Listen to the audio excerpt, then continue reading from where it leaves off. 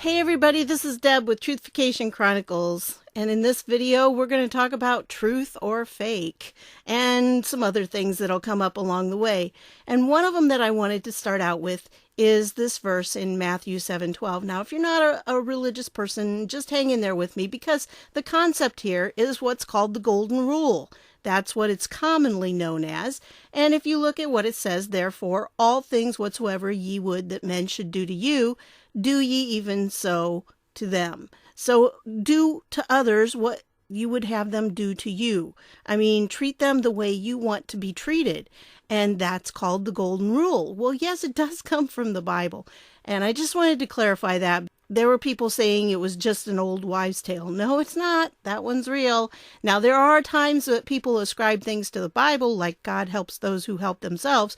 That's not in the Bible, okay? But when it comes to the Golden Rule, yes, it is. It's right there. And some of the other versions have it in a little bit more common language, so it makes a lot more sense, and it sounds more like what you've heard, probably do unto others as you would have them do unto you. It's not exactly that wording in the original, but again, the original was in Greek too, so that doesn't make any difference when we're talking about it. The concept here is that do to other people as you would have them do to you. And I just wanted to point that out because there's a lot of things going on out there, a lot of information where people are saying this is true or this is false, but they're not really basing it on what they know to be true, what they have any facts to base it on. And in this case, it's very easy. You can go to the Bible and you can find such things and you can verify it that way. But not everything is that easy to verify.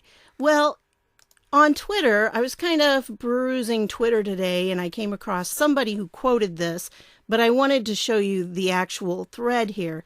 Evidently, Dianne Feinstein is trending. I mean, I saw her name over there and I thought, why is she trending? So I clicked on it to find out what the hashtag was all about. There is a short little clip that's been going around about her treating some little kids kind of harshly. Well, this guy actually posts the full video so you can see the whole thing. Now, the people that were in the video that were talking to Dianne Feinstein were not real happy with her because they thought she really needed to back this Green Deal. And you know, I don't agree with Dianne Feinstein at all, really, on major things. But in this case, I think she did a very good job of trying to tell these people, hello, you don't know how our Congress works, that I can't just say, oh, yes, this is going to pass. And these kids, they were like middle schoolers, I guess, and they were very adamant that she do what they tell her to, because they are we the people. And she's like, you didn't even vote for me. You're not old enough to vote.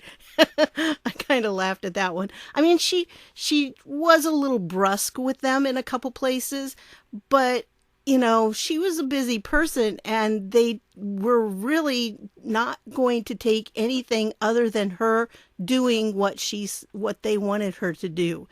And, you know, while I do understand that they are elected officials, the small group that was there is not necessarily representative of the people who elected her. So, I mean, there are a lot of people in that district that elected her. And, well, she's a senator, so the whole state of California there. I mean, that's a lot of people. And to think that this little group of kids represents all of we the people, evidently not. So it was just kind of, the kids were a little pushy, in my opinion. I didn't really, well, it broke my heart, first of all, to hear them talk because they're very indoctrinated. And when you go through, there are several different parts. They're very short. Each one's like a couple minutes long. And I'm not going to play them, obviously. But you can get the gist of it and you can see. I honestly think she did a fairly decent job. And they were concerned. They wanted her to vote for this Green Deal. And she was saying, it's not practical. You can't pay for this. So I appreciated her saying that because that's like some reality there. You know, that may not be what they want to hear, but it's the truth. It costs a lot of money, and there's just not going to be money to be able to do that. The kids were also adamant about saying that, whoa, in 12 years, so, the world's going to end, basically. So they've been indoctrinated. They believe it, hook, line, and sinker. And that kind of broke my heart because they have not obviously heard the opposing views. I mean, they were blaming the fires on climate change and, the fires in California on climate change, and just like, wow, I mean, really, it does go on. There's 6 different parts. So I'm not going to play them, like I said, but I will leave the thread down below, like I always do, in the description down below. You'll be able to get the link to that. And remember, even if you don't have a Twitter account, you can still click on the link and you will be able to go and see the videos yourself. If you are like on a cell phone or maybe a tablet or something like that, you probably will need to click maybe an arrow or 3 little dots or something like that will cause the description for the video to drop down. So look around. I'm sure there's something there that will allow you to do that. But yeah, I wanted to share that with you because even though, like I said, I disagree with Dianne Feinstein on many major issues, and I do think that her involvement with a Chinese chauffeur for 20-some years is highly suspect, and I think that's going to come out eventually. In this respect, I do think that she did what was right. She gave them her alternative plan, and she tried to tell them that you don't understand how the whole Congress works, because it's not just a matter of, one person going in and changing everything. She can't. And she's in the Senate, so it's Republican controlled, which they did mention many times, in not the greatest of ways. But, that's what a senator is supposed to do. She listened to them. And again, she may not have handled them really well all the time. I don't think she probably deals a lot with little kids like that. But I don't, when it's fake news like this going around, and there was a very short little clip out of that trying to paint her as a monster with these little kids. I don't care if it is Dianne Feinstein. That should not happen. We can't resort to those kind of tactics. We have to make sure that we get the full context of what's going on. And that's why I'm very glad that this was posted. And I don't know this person at all. White House press veteran. Okay. Probably a liberal here, actually, from just, he wanted to defend her. But I think, and it was posted by someone in my list who was a conservative, but I'm glad that it was, because we need the truth out there. We don't need to take things out of context or distort them by clipping them. Let's not do that. That's what the left likes to do. Let's not do that. So if she was guilty of anything, I didn't see it when I looked through these. I mean, I didn't agree with her point of view on things, but I don't think I think she handled it well. So I don't know why people are making her trend on this or anything like that, but yeah, so I wanted to share that with you. And again, the link will be down below. You just click on it and you'll be able to see it, whether you're logged into Twitter or even if you don't have a Twitter account, it doesn't matter. While I was on Twitter, I came across this. And for those who don't know, if you are a Q follower, you may be familiar with Tracy Beans. I don't really follow Tracy that much, but I do on Twitter every once in a while. I see some things from her. And she came up with this thread, this entire thread. It's like kind of long. But there's an article that Q posted. Well, he posted a tweet from Hillary, and it had in it, she was promoting an article by Politico, and Politico's article was promoting a website, this study that was done about voter fraud hashtag, and how this was, these people, I'm not saying they're Russian bots, but if you go through it, it's like, okay, pretty much they were going against patriots.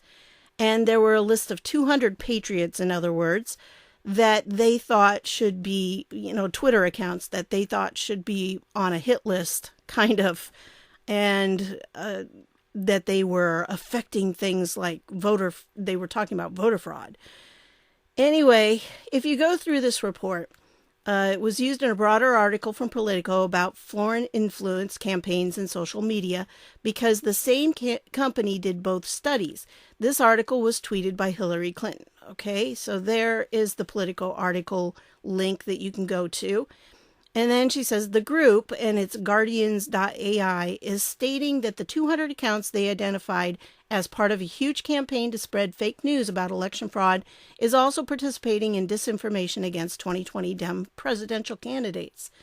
The next piece of irony will guide us through the rest of this thread. What can you do to help, they ask? And they put it in here, and basically it says, you need to share and use this report.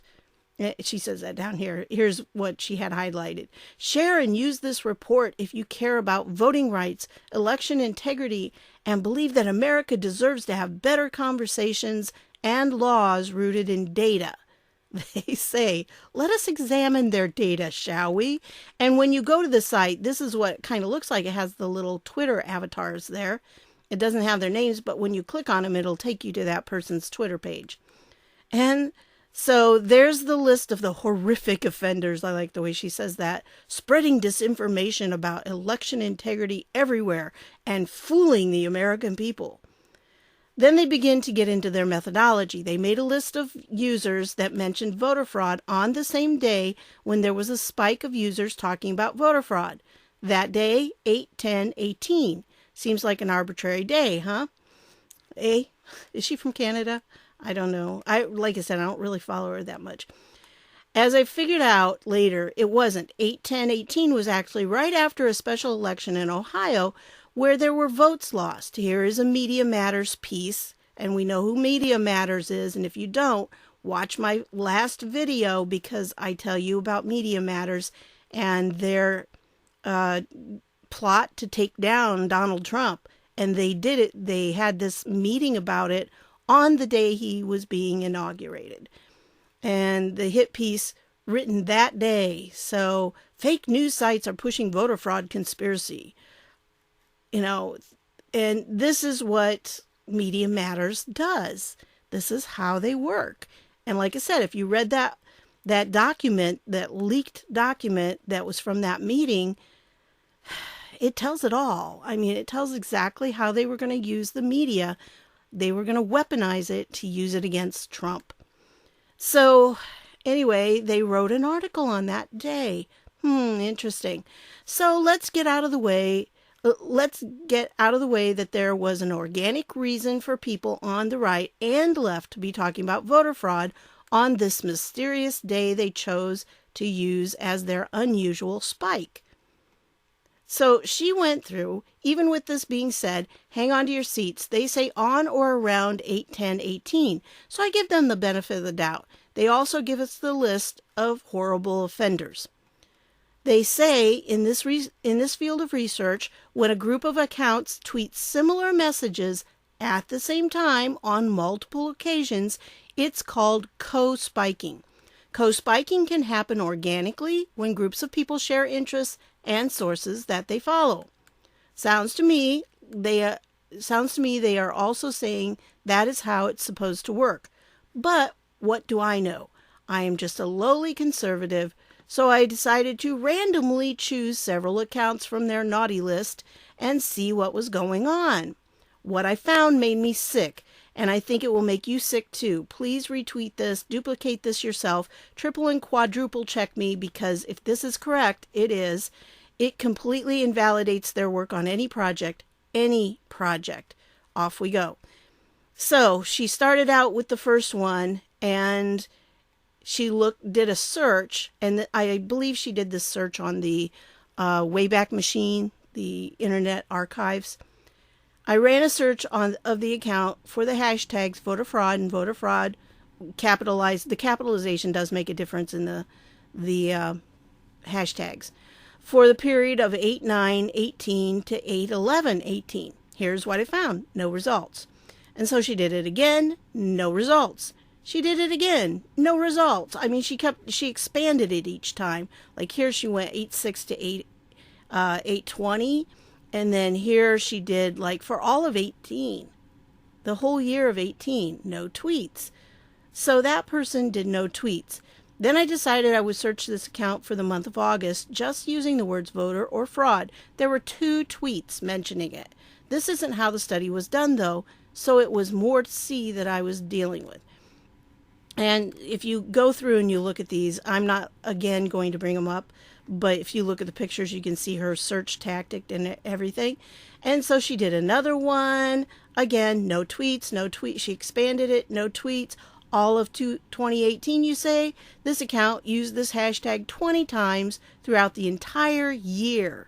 6 of those times during November 2018 during midterms when we had the Florida issues, and none in August when they accused the account of the activity. Less than once a month on average. And then the next one was this happened. And that means that Twitter has kicked this person off.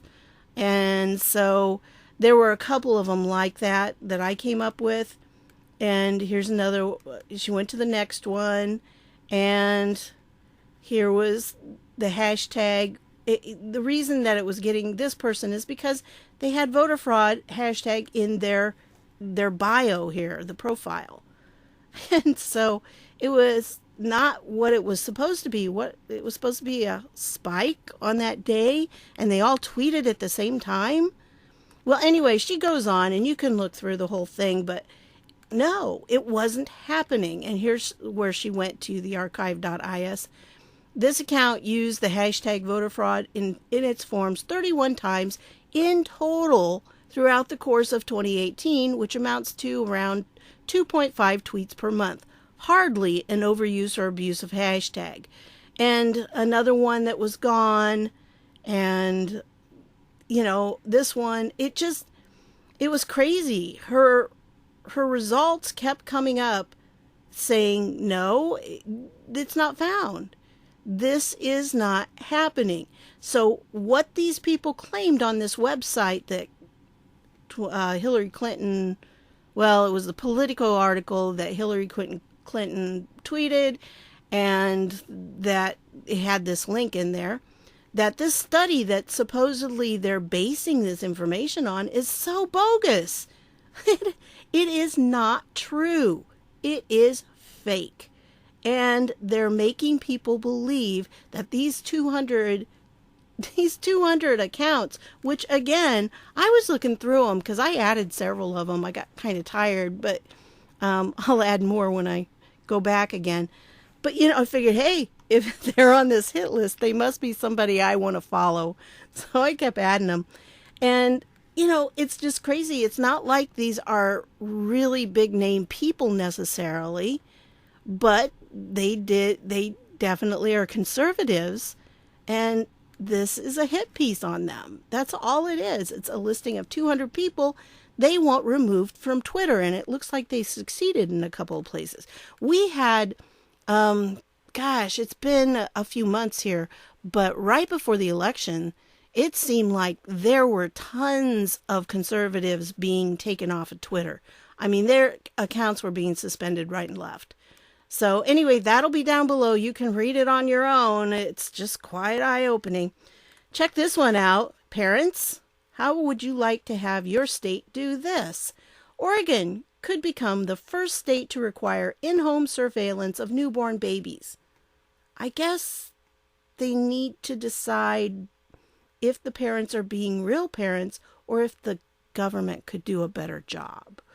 So, yeah, if Oregon Governor Kate Brown has her way, the Beaver State will become the first to require universal home visits for newborn children in the care of their own parents. It was introduced this month, and I don't know where it went. This was back in January. So, introduced this month in the Oregon Legislative Assembly as part of Brown's budget, orders the Oregon Health Authority to study home visiting by licensed healthcare providers. Lawmakers went so far as to declare that this bill is an emergency measure, one that requires a resolution by the end of the year. The intro to the bill, the language of which has been not yet been crafted, reads, the Oregon Health Authority shall study home visiting by licensed health care providers in the state. The authority shall submit findings and recommendations for legislation to an interim committee of the Legislative Assembly related to health care not later than December 31st. So that means they're setting up a committee to look into it because they think it's necessary for the immediate preservation of the public peace, health, and safety, and therefore an emergency is declared to exist. Oh, okay. That's an emergency, but a bunch of caravans coming towards our southern border and people pouring over the southern border is not an emergency. Anyway, I'll leave this for you to read if you're a parent. Kind of scary. You know, Big Brother wants to know how you're raising your kids, I guess. That is very eye-opening and bothering to me. Now, this is an interesting one. If you really need to go watch this Tucker Carlson video, they disabled the comments. And I can imagine why. But he takes things on and he tells the truth. And it's not a popular subject, but it's something that, needs to be out there, and he did a good job on it. And, you gotta know that the comments are disabled for a reason. I'm sure that it was not a popular stance. And I wish, I hope that maybe all of you will go and give it a nice thumbs up, because this whole idea does do damage to our society, and it needs to be addressed, and I'm glad he did it.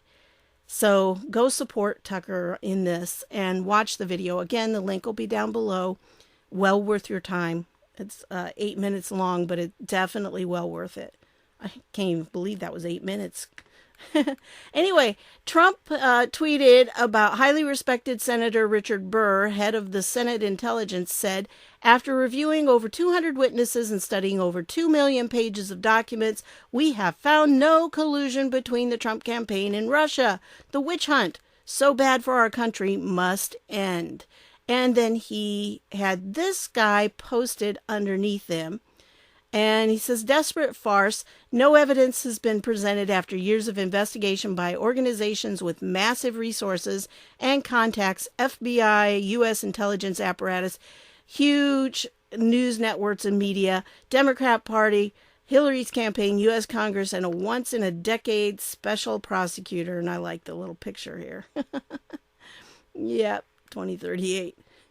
We should see evidence anytime. Here's something that you need to consider about this Russian collusion thing. If Adam Schiff he's stated on TV, he has stated that he has seen evidence, actual evidence that Trump colluded with the Russians. Now, he's in charge of the Senate Intel, or of the House Intel Committee.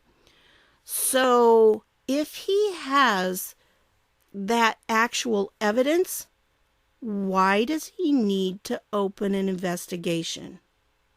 Why doesn't he just present that evidence? So it leads me to believe that there is no evidence, and I know there's no evidence, okay? I know that for a fact. There is no evidence, and his behavior just kind of confirms that. And that he is opening a new investigation because their current insurance policies are not working. And they're desperate to find something else to try to extend it. Because if they can postpone everything until 2020, they are hoping they're going to have somebody in there who's going to win. And they'll get the presidency back. Because as long as there is an outsider like Donald Trump in the White House, they're in trouble, because he knows he now has access to everything about the deep state. He knows it exists. I mean, he suspected it for years, just like most of us, but now he has all the evidence. And it's it's all going to start coming out. Look at what has already happened. And for those who don't think anything's happening, I mean, look, Andy McCabe is going around telling people that he committed treason, and the left is not even, I mean, they're accepting it. They're saying it was right. It was right for him to do that. They're supporting him. It boggles my mind. Well, it doesn't, because I know this is a real battle going on. And there are some things that need to happen, that need to be exposed, that are not going to be pleasant. And some of it's starting to come out in the news. But, it's all going to happen in a certain way so that we make sure it sticks. And I like the way Kimberley Strassel here, this was another one that Trump retweeted. Conspiracy theorist Adam Schiff is looking for something new, anticipating a Mueller letdown. I think that's true too. I think the more that Schiff starts talking about this, opening this new investigation, I think that is just confirmation that Mueller has nothing, and they know it. And they've really started downplaying it because, Mueller's going to come out and he's going to say, I have found no evidence. I mean, the House has already said that. The Senate has already said that. And Mueller's going to say it. And then I think what happens is Mueller's going to go, his report will come out first. Then the D-class is going to happen. And all the documentation will be out there. And then the Inspector General report will come out and confirm, just confirm what the D-class has already indicated, and people will already see that in the Mueller report, that there's no collusion. And then I think we're going to see some real fireworks after that. So let's go on. Yeah, the Washington Examiner, Trump administration moves to cut off some PP funding. Yeah. And if you look at this article down here, it talks about it. It mentions this final rule that would require family planning clinics to be housed in separate buildings from the A clinics. And that is huge. It really is huge. There's this grant called Title 10. I believe it's 10 because that's what X is, right? And it has to do with trying to pay for birth control testing of sexually transmitted diseases and cancer screenings. And that's fine. I have no problems with taxpayer money going for those. But it does have to have a separation of the family planning services from the other clinics that do the A. So, and if you're wondering why I'm using that, it's because YouTube censors don't like me saying those words. So, ironic. Free speech, right? Nah. Anyway, the article, final rule here. If you click on that, you're going to get an error page. So I did some digging and I did find the actual rule here. It's not pretty. It's not pretty. It's not pretty, but it is kind of, it's a draft form of it, but you can go through and see it if you like reading those kinds of documents. But that is what it's basically saying. It's trying to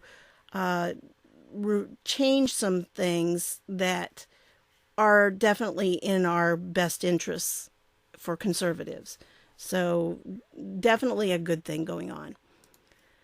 How about this that's been in the news? Yeah. HuffPo gives us a wonderful article here on we need to give reparations. Now, the statistics show that most people are not for that, but they keep, every year the bill stalls. Why do you think that is? But 59% of Black Americans think they should. It's the statistics really do not show. I'm going to go past that. Anyway, it's just there's all these things talking about it. And, this is why it needs to be done. And how much are we exactly talking about? Well, no one really knows. But there are some numbers out there. And they're talking about, okay, it says estimated that this study, professors at the University of California, Riverside, surprise, California, estimated that industries fueled by slave labor like cotton and tobacco made profits of $3.4 billion in 1983 dollars. So, it's a 1990 study. Ooh, so current. Between 1806 and 1860.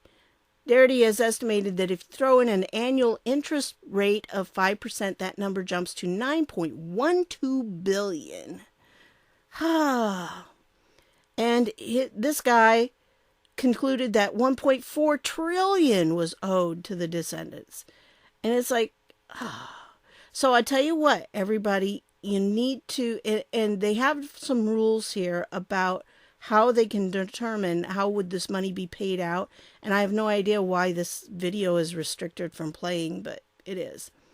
So, and they could just divvy it up, they said. And then if you go down here, it says, well, you're going to have some way that you decide it. So what will you do? Well, you need to have some way of emphasizing and finding out that people really are eligible for this program. Oh, here are here's the people. See, the green is people who say you should not have any reparation here. And the blue is people say you should. So it's definitely not a popular thing. And yeah, only 6% of white Americans support cash payments. Well, it's because they're not slaves anymore. And in the civil rights movement and in the years since, they have no problem getting jobs. Things are not segregated anymore. There is not an inequity. They're claiming there is, but there's not. It may have existed it did exist at one time, but it doesn't exist now. And that's what, I can't find it right now, but you would have to, somewhere in this article, it says, well, you would have to claim that you are African American for at least 10 years before this funding. So if you get your bid in right now and you claim that you're African American, then when they finally decide on these reparations, you can get some money. But you also have to prove that you had a relative who was a slave. And I'm not sure how many people are going to have that documentation. So, what kind of documentation would you have to prove that your ancestor was a slave? Is it going to be like Elizabeth Warren's documentation about her being Native American? I mean, she got that because, somebody told me that they were. Well, I could say, somebody told me that one of my great ancestors was a slave. Then does that make it, does that make me get eligible to get this reparation? I don't know. But anyway, they don't even have any idea how much money this would be and how much would it end up being to people. They don't know what to do with it. They really have no plan. They have no plan. They're just saying that it should happen. And so I'll leave this article down below if you can stomach watching it or reading it. It's one of those. Now, I was curious here about the unsealed indictments that have come out in 2019, just in 2019. And if you'd like to find out how many unsealed 2019 indictments there have been, you can go to the Department of Justice website, and I did a search for Unsealed 2019 and came up with quite a long list, actually, that there's several of them. And some of them are interesting. I got to tell you that that one, I just wanted to see what that was about. I never even looked. Some of them, it doesn't tell much about, like this one. I don't know what that was. That's why I clicked on it, because I wanted to see. But this one I thought was very interesting because people are always claiming that Trump is racist. Well, his Department of Justice sure isn't. And, neither is he. Because this is, look at this, 54 defendants, white supremacist gang members. And it goes through and it talks about why, we are against them as well. This white supremacist stuff is very dangerous. And it has a lot of the reasons behind it, different crimes that they've committed. And, the indictment reflects the FBI's firm resolve to root out criminal organizations who espouse hate and bigotry, and whose members sell drugs and commit violent acts such as attempted murder, kidnapping, and aggravated assault. So, yeah, I don't know of anybody who's against that. I think a lot of people are going to be cheering this on. Yay, you guys go. And I hope that, they can, if they're guilty, they can convict them. And that's out of Arkansas, by the way. So lots of things are happening. And that was a sealed indictment. It was unsealed. And that's as of February 12th. So lots of things. You can go through and you can see some of these. One of them was a billionaire from Venezuela, I believe. And here's Chinese telecom device manufacturer. 4 men and 7 companies indicted for billion-dollar telemedicine fraud conspiracy. So for those who say nothing's happening, it is happening. It's just that, we're not seeing the indictments unsealed yet that we want to see. But it's coming. It's coming very, very soon. Hang in there. Guilty people are going to be held accountable. The rule of law is being restored. And that's an important thing in our country. So that's what I've got for you. It's always good to go to the Department of Justice and check things out because they have lots of stuff going on all the time. And if you go to their main page, you can see some of the things that they have that they're working on every day. They're doing more. And it's quite a large organization. I really guess I didn't know how big the Department of Justice is, but yeah, they have a lot of staff, and they're all working towards making our country more just, I guess you want to say, trying to restore the rule of law. That's a big thing. That was Jeff Sessions' main priority, I believe, to restore the rule of law. And so things are happening. Like I said, I know that there's probably still some bad apples in the Department of Justice. I don't think you can have an organization that big and not have some bad apples in it. So they're still working to clean things up around there, but I think there's been a lot done since Trump took office and he put Sessions in. Sessions did a lot. People don't know it because it was behind the scenes, but he really did a lot. But he wasn't the man that they needed. He didn't have enough strength of presence, I think, to be able to do what William Barr is going to do, Bill Barr. So I think we're going to see Barr take the reins and we're going to see a firm hand happen. It is already moving because, like I mentioned in a previous video, CNN has said that the Mueller report will likely come out next week while Trump is in Vietnam, by the way. I think that's what's going to happen. But yeah, if the Mueller report comes out, that's going to be interesting. And then, excuse me, and then I think the D-class will happen, and then we'll see the OIG report, another one. Because the Office of Inspector General continues. I mean, they're constantly investigating things. That's just what they do. That's the nature of the office. And so they are working toward that end. But remember, we know from Jeff Sessions, a letter that he sent to Congress, that yes, Huber has been tasked with working with Horowitz.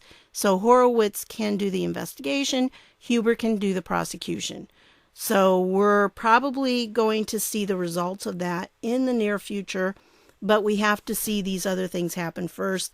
And each one of these is going to be huge. Like the Mueller report, when it comes out, they're not going to be able to release the declassified documents the next day. I mean, it's going to take a little while for the American people to get used to what's in the Mueller report. And then they'll be able to do the declass. And then after the declass, again, that's going to be huge. And it's going to require another settling time. So I think we're going to see everything's going to be stretched out over the next 2 or 3 months. Maybe it'll be a birthday present for me. Speaking of my birthday, it's coming up in the middle of April, and if you could click the subscribe button, it would really be a wonderful birthday present for me. So I would appreciate it so much. I'm working towards 60,000 by my birthday. So that would be great. And if you've already subbed, thank you so much. I appreciate you guys more than you know. You really have positively affected my life in ways I just can't even tell you. I mean, it's just been incredible. And I've appreciated every minute of it. It's something I enjoy doing, and it's so fun to interact with you. So anyway, that's what I've got for you today, and I want to thank you for stopping by, and I'll see y'all later.